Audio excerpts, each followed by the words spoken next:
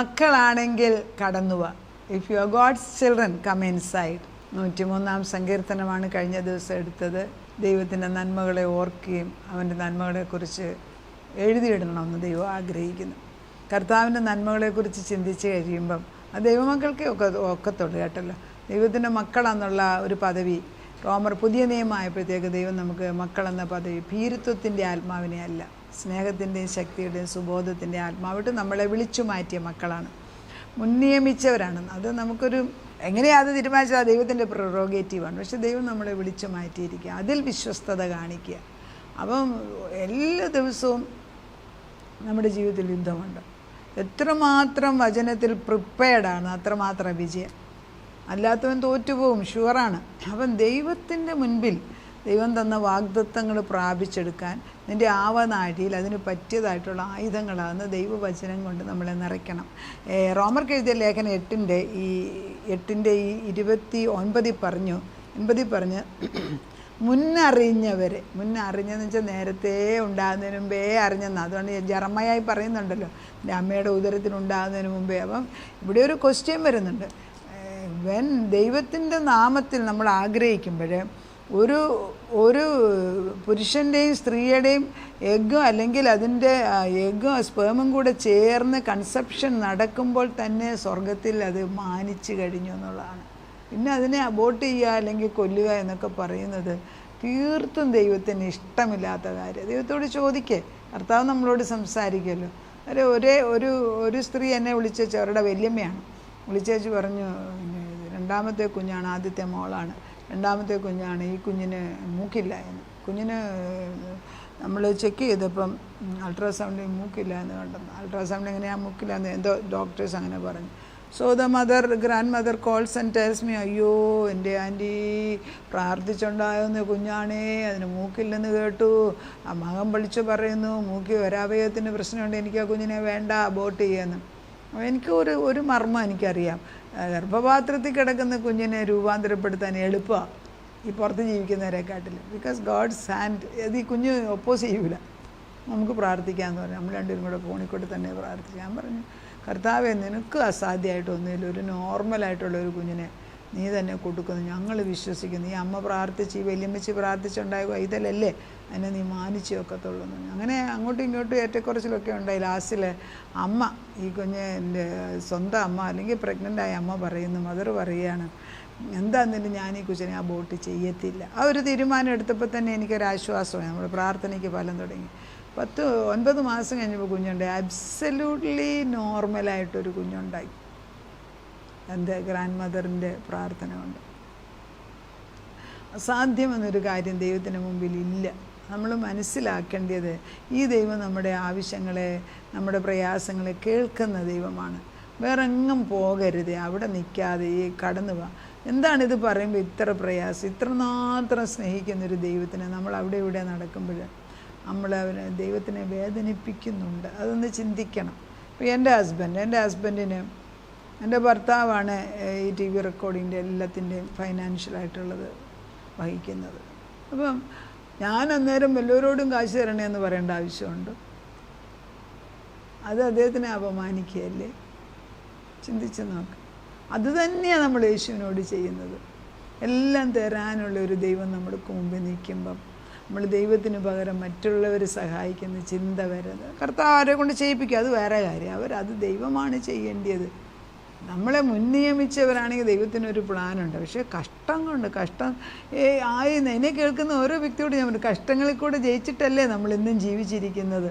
നമ്മളെ മുൻനിയമിച്ചവരാണെന്ന് ഓർക്കുക. നമുക്കൊരു വിലയുണ്ട്. ഈ വിലയുണ്ടെന്ന് പറയാൻ ലോകം സമ്മതിക്കത്തില്ല, പക്ഷെ നമുക്ക് വിലയുണ്ട്. മുൻ നിയമിച്ചവരെ വിളിച്ചവരെ നീതീകരിച്ചവരെ തേജസ്കരിച്ചുമിരിക്കുന്നു.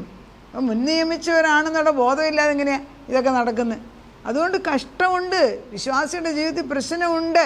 അത് വചനം പറയുന്നു. പക്ഷെ അതിലൊന്നും നീ വീഴത്തില്ല. അതാ പിന്നെ ഇവിടെ പറയുന്ന ഒരു വാക്യം എന്നെ തൊടുന്നത് വീണ്ടും അവൻ്റെ സ്വരൂപത്തോട് അനുരൂപമാക്കാൻ. ഇവിടെ ഒരു വാക്യമുണ്ട്, നമ്മൾ ദൈവത്തിൻ്റെ സ്വരൂപത്തോട്, അതായത് സ്വഭാവത്തോട് നമ്മളെ അനുരൂപമാക്കാൻ മുൻനിയമിച്ചിരിക്കുന്നു. അതായത് ഒരു 10 പേരുണ്ടെങ്കിൽ അതിൽ ഒരാളെ ദൈവം എൻ്റെ സ്വഭാവക്കാരനാക്കാനായിട്ട് തിരഞ്ഞെടുക്കും. ശരിയല്ലേ? 10 മക്കൾ ചില കാത്തലിക് കുടുംബങ്ങളിൽ കാണാറുണ്ട്. അതിലെല്ലാവരും അച്ഛന്മാരാകത്തില്ല. അതിലൊരാളെ ദൈവം അങ്ങ് തിരഞ്ഞെടുത്തു.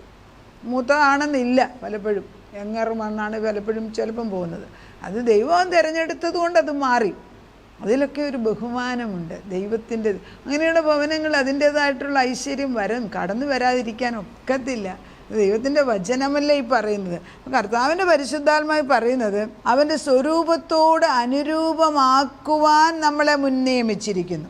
അങ്ങനെയെങ്കിൽ ഇവിടെ ഒരു 29 പറയുന്നു, ഈ മുൻനിയമിച്ചരല്ല, ഇവിടെ ഈ 32 വാക്യം, റോമർക്കെഴുതിയ ലേഖനം 8:32, സ്വന്തം പുത്രനെ ആദരിക്കാതെ നമുക്കെല്ലാവർക്കും വേണ്ടി ഏൽപ്പിച്ച് തന്നവൻ അവനോടുകൂടെ സകലതും നമുക്ക് നൽകാതിരിക്കുമോ? വളരെ പ്രധാനപ്പെട്ട ഒരു പോയിൻ്റാണ് 32 വാക്യം 8 റോമർക്കെഴുതിയ. അതായത് എൻ്റെ സ്വന്തം പുത്രനെ ആദരിക്കാതെ നമുക്ക് വേണ്ടി സ്വന്തം പുത്രനെ തന്ന പിതാവ് എല്ലാം ചെയ്തു തരത്തില്ലേ എന്നൊരൊറ്റ വാക്യം നമ്മുടെ ഹൃദയത്തിൽ ഉറപ്പിച്ചാൽ മതി. എളുപ്പമാണ്. നമുക്ക് നമ്മളെ തന്നെ കൊടുക്കാൻ സാധിക്കുമായിരിക്കും, പക്ഷെ നമ്മുടെ മക്കളെ കൊടുക്കാൻ പറയുമ്പോൾ നമ്മൾ സഹിക്കത്തില്ല. അന്നേരം വേറൊരു ചിന്തയാണ്. കൊച്ചുമകളെ കൊടുക്കുമ്പോൾ അതിലും സഹിക്കത്തില്ല. പക്ഷെ ഈ വേദനയുടെ എല്ലാ സമയത്ത് ദൈവം സഹിച്ച, പിതാവാം ദൈവം നമ്മളെ വീണ്ടെടുക്കാൻ വേണ്ടി സഹിച്ച വേദനയുടെ ഒരംശം പോലും നമ്മൾ അറിയുന്നില്ല. നമ്മൾ സ്വാർത്ഥരായി മാറട്ടെ. ദൈവത്തിൻ്റെ പരിശുദ്ധാത്മ കർത്താവ് പറയുന്നത് കടന്നുപോകാന്ന് പറയുമ്പോഴേ പഴയ നിയമത്തിലെ തിരശ്ശീല കൊണ്ട് ദൈവത്തിൻ്റെ സാന്നിധ്യം മറഞ്ഞിരിക്കുകയായിരുന്നു. ഈ കേട്ടൻ എന്ന് പറയുമ്പോൾ വളരെ 4 ഇഞ്ചോളം തിക്കുള്ള കേട്ടനാണ്. പഴയ നിയമത്തിലെ കേട്ടൻ്റെ തിക്നെസ് നമ്മുടെ പാവങ്ങളുടെ വലിപ്പം പോലെ ആയിരിക്കണം. എന്തെങ്കിലും ആട്ടെ, 4 നൂല് കൊണ്ടാണ് ഉണ്ടാക്കിയിരുന്നത്. ആ 4 നൂലിനെ കുറിച്ച് പറയുമ്പോൾ ദൈവത്തിൻ്റെ ടെമ്പിൾ വെയിലിനെ കുറിച്ച് പറയുമ്പോൾ 4 colour, blue, purple, scarlet and white. നീല കളറ്, പിന്നെ പേർപ്പിൾ എന്ന് പറയുന്ന ഏകദേശം ഒരു വയലറ്റായിട്ട് വരും, സ്കാർലറ്റ്, ചുമപ്പ്, വെള്ള, വൈറ്റ്. അപ്പോൾ ഈ കളറുകളിൽ ബ്ലൂ എന്ന് പറയുന്നത് it symbolises the heavenly nature of Christ. ക്രിസ്തുവിൻ്റെ ദൈവത്വത്തെക്കുറിച്ചാണ് ആ ബ്ലൂ കളറിട്ടാണ് ആ കേട്ടൻ ഉണ്ടാക്കിയിരിക്കുന്നത്. അത് it symbolises the divine origin of the son of God who came from heaven. സ്വർഗത്തിൽ നിന്ന് വന്ന ദൈവത്തിനെ സിംബോലൈസ് ചെയ്യുന്നു. പർപ്പിൾ എന്ന് പറയുന്നത് രാജ്യത്വമാണ്, റിപ്രസെൻറ്റ്സ് റോയൽറ്റി ആൻഡ് കിങ്ഷിപ്പ്. അതായത് യേശു ക്രിസ്തു മെസ്സിഹായാണെന്നും രാജാക്കന്മാരുടെ രാജാവാണെന്നുള്ളതിനാണ് റോയൽ, അതായത് വയലറ്റ്, ഡാർക്ക് വയലറ്റ് കളർ ഉപയോഗിച്ചിരിക്കുന്നത്. സ്കാർലറ്റ് എന്ന് പറയുമ്പോൾ ചുമപ്പ്, it's points to the blood sacrifice and atonement fours. നമ്മുടെ പാപങ്ങൾക്ക് വേണ്ടി അവൻ്റെ രക്തം നമുക്ക് തന്നതിൻ്റെ ഫോർ ഷാഡോ ആണ് നമ്മുടെ ക്രിസ്തുവിൻ്റെ രക്തത്തിൻ്റെ. വെള്ള എന്ന് പറയുന്നത് represents the pure sinless humanity and perfect righteousness of Jesus. ക്രിസ്തുവിൻ്റെ വിശുദ്ധിയെക്കുറിച്ചും പാപമില്ലായ്മയെക്കുറിച്ചും ദൈവത്തിൻ്റെ സ്വഭാവത്തിൻ്റെ റെപ്രസെൻറ്റേഷനാണ് ഈ വെള്ള. ഈ 4 കളറും 4 റെപ്രസെൻ്റ് ചെയ്ത്, ഈ 4 കളറും തിക്കായിട്ടുള്ള നൂലുകൊണ്ടാണ് കോർത്ത് വെച്ചിട്ടാണ് ഇവർ ഈ കേട്ടൻ ഉണ്ടാക്കിയത്. അതിന് 4 ഇഞ്ചോളം കട്ടിയുണ്ടായിരുന്നു. അതാണ് അതിവിശുദ്ധ സ്ഥലവും വിശുദ്ധ സ്ഥലവും തമ്മിൽ ഉള്ള സ്ഥലങ്ങൾ മറച്ചിരുന്ന കേട്ടന്. ഈ കേട്ടൻ ക്രിസ്തുവിൻ്റെ ക്രൂശുമരണത്തിൽ മുകളിൽ നിന്ന് താഴോട്ട് 2 എത്ര 4 ഇഞ്ച് വീതിയുള്ള ഈ കേട്ടൻ 2 പിളർന്നു. അതിൻ്റെ സിംബോൾ എന്താ, അതിൻ്റെ മീനിങ് എന്തുവാ? ദൈവവും മനുഷ്യനുമായിട്ടുള്ള അകൽച്ച മാറിയിരിക്കുന്നു. He likes to be with us. ദൈവം നമ്മോട് കൂടെ. നമ്മൾ ഈ വെളിപ്പാടിനകത്ത് യേശുക്രിസ്തുവിൻ്റെ അടുത്ത് നമ്മൾ സ്വർഗത്തിൽ കയറും എന്നൊക്കെയാണ് നമ്മൾ ചിന്തിക്കുന്നത്. അങ്ങനെയല്ല. സ്വർഗം താഴോട്ടിറങ്ങി വരുന്നതാണ്, പുതിയ ആകാശവും പുതിയ ഭൂമിയും. അപ്പോൾ നമ്മൾ ഇരിക്കുന്നിടത്ത് ഇറങ്ങി വരുന്ന ഒരു ദൈവമാണ്. നമ്മൾ പലപ്പോഴും കണ്ണടയ്ക്കുമ്പോൾ അല്ലെങ്കിൽ കണ്ണ് തുറക്കുമ്പോൾ മുകളിലോട്ട് നോക്കും, ശരി. പക്ഷെ നമ്മുടെ ഹൃദയത്തിൽ ദൈവമുണ്ട്. ഈ കർത്താവ് ഇവിടെ ഇരിക്കാൻ ആഗ്രഹിക്കുന്നു. ആ ദൈവത്തെയാണ് നമ്മൾ വിളിച്ചു വരുത്തുന്നത്.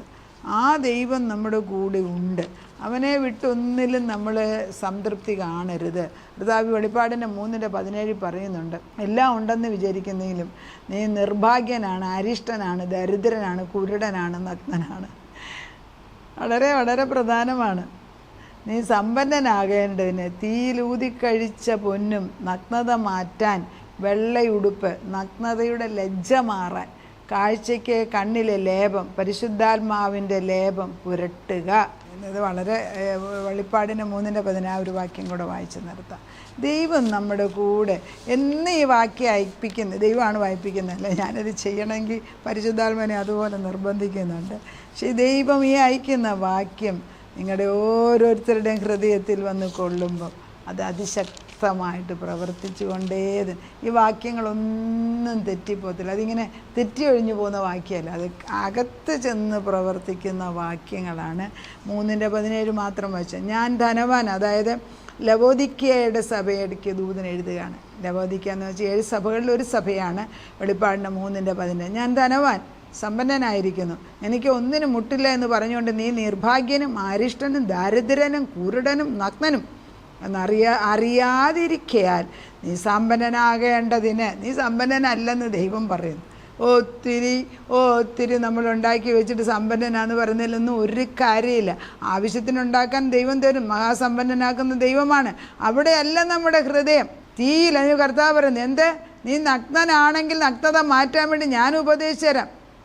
നീ സമ്പന്നനാകേണ്ടതിന് തീയിൽ ഊതിക്കഴിച്ച പൊന്ന്, നിൻ്റെ നഗ്നതയുടെ ലജ്ജ വെളിവാകാതെ വണ്ണം ധരിക്കേണ്ടതിന് വെള്ള ഉടുപ്പ്, നിനക്ക് കാഴ്ച ലഭിക്കേണ്ടതിന് കണ്ണിലെഴുതുവാൻ ലേപവും എന്നോട് വിലയ്ക്ക് വാങ്ങുവാൻ ഞാൻ നിന്നോട് ബുദ്ധി പറയുന്നു. പോരെ? ഒക്കെ തരാൻ, ദാനമായിട്ട് തരാനിരിക്കുന്ന ദൈവം. നമുക്ക് അങ്ങോട്ട് അടുത്ത് ചെന്നിട്ട് വാങ്ങിക്കാം.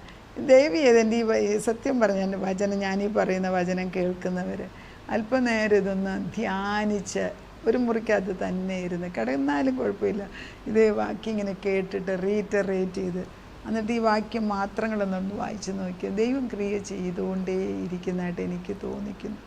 ദൈവം പ്രവർത്തിക്കട്ടെ. അതിപരിശുദ്ധനായ ദൈവത്തിൻ്റെ വചനത്തിന് ജീവനുണ്ട്. അതെവിടെ നിന്ന് പറഞ്ഞാലും എവിടെ അയച്ചാലും അത് ചെന്ന് കൊള്ളേണ്ടിയടുത്ത് നീ പ്രീഡിസ്റ്റൈൻഡാണ്. കണ്ടിട്ടുണ്ട് ആരുടെയൊക്കെ ഹൃദയത്തിൽ എഴുതി ചെന്ന് കൊള്ളേണ്ടിയെന്ന് അപ്പച്ചൻ അവരുടെയൊക്കെ ഭവനത്തിൽ അവരുടെ ഹൃദയത്തിൽ ഇപ്പോൾ കടന്നു ചെല്ലുന്നുണ്ട്. ഞങ്ങളുടെ ഭർത്താക്കന്മാരെ, ഞങ്ങളുടെ ആൺമക്കളെ, പെൺമക്കളെ, കൊച്ചുമക്കളെ, ഞങ്ങളുടെ സഹോദരന്മാർ, ഞങ്ങളുടെ ചുറ്റുപാടുള്ള സഭകളിൽ നമ്മുടെ കൂടെ ഇടപെടുന്നവരെ, നമ്മുടെ സമൂഹത്തിൽ എല്ലായിടത്തും നിൻ്റെ സാന്നിധ്യം കൊണ്ട് നിറയ്ക്കാൻ ഈ വചനം കടന്നു ചെല്ലുകയാണ്. അവിടുത്തെ സ്നേഹമാണിത്. എന്തുമാത്രം സ്നേഹിക്കുന്നു എന്നുള്ളതാണ് ഇതെന്ന് മനസ്സിലാക്കുന്നത്. നമുക്ക് എന്തൊക്കെയോ ഉണ്ട്, ധനവാനാണ്, മിടുക്കനാണ് എന്നൊക്കെ തോന്നുന്നു. വചനം പറയുന്നത് നീ സമ്പന്നനാണ്, എൻ്റെ അടുക്കൽ വരവ്, ഞാൻ ഊതിക്കഴിച്ചതായിട്ടുള്ള പൊന്ന് നിനക്ക് തരും. അത് ഞാൻ നിനക്ക് കണ്ണിലെഴുതാൻ ലേപനം, ഞാൻ നിനക്ക് ബുദ്ധി ജ്ഞാനം പറഞ്ഞു തരും. ഇതൊക്കെ ദാനമായിട്ട് എഴുതി വച്ചിരിക്കുന്നത് പ്രാപിച്ചെടുക്കാൻ ഒരു പ്രത്യേക കൃപയും വാഞ്ചയും ഇച്ഛയിട്ട് തരണമേ. അത് ഞങ്ങളുടെ ഭവനങ്ങളിൽ വന്നേ ഒക്കത്തുള്ളൂ. നിർബന്ധമായിട്ടും പറയാം പിശ, അതിട്ട് തന്നേ ഒക്കത്തുള്ളൂ. ചോദിച്ചില്ല എന്ന് പറയല്ലേ. യേശുവിൻ്റെ നാമത്തിൽ ചോദിക്കുകയാണ്, ക്രിസ്തുവേശുവിൻ്റെ നാമത്തിൽ തന്നെ ചോദിക്കുന്നു. പിതാവേ, ഇത് പറഞ്ഞല്ല, ചെയ്ത് തന്നേ പറ്റൂ. അത് ചെയ്തു തരുമെന്ന് വിശ്വസിച്ചുകൊണ്ട് നന്ദി പറയുന്നു. തലമുറകളുടെ മേൽ ഈ അനുഗ്രഹം ചെന്ന് വീണ് കാതലായിട്ടുള്ള സത്യങ്ങളെ മനസ്സിലാക്കാൻ ഞങ്ങളുടെ അടുത്ത തലമുറകളിൽ കൂടെ നിൻ്റെ അഭിഷേക തൈര് ഒഴുക്കുന്നതിന് നന്ദി. അപ്പച്ചനൊരു കാര്യം പ്രവർത്തിക്കാൻ തുടങ്ങി, അത് പൂർത്തീകരിക്കാൻ വിശ്വസ്തൻ. പകുതിക്ക് വെച്ച് he who began a good work in you is faithful to complete it. പൂർത്തീകരിച്ചാട്ടപ്പച്ച. പ്രാർത്ഥനയ്ക്ക് ഉത്തരം തന്ന ദൈവത്തിന് നന്ദി. യേശു ക്രിസ്തുവിൻ്റെ പൊന്നുനാമത്തിൽ തന്നെ ആമേൻ.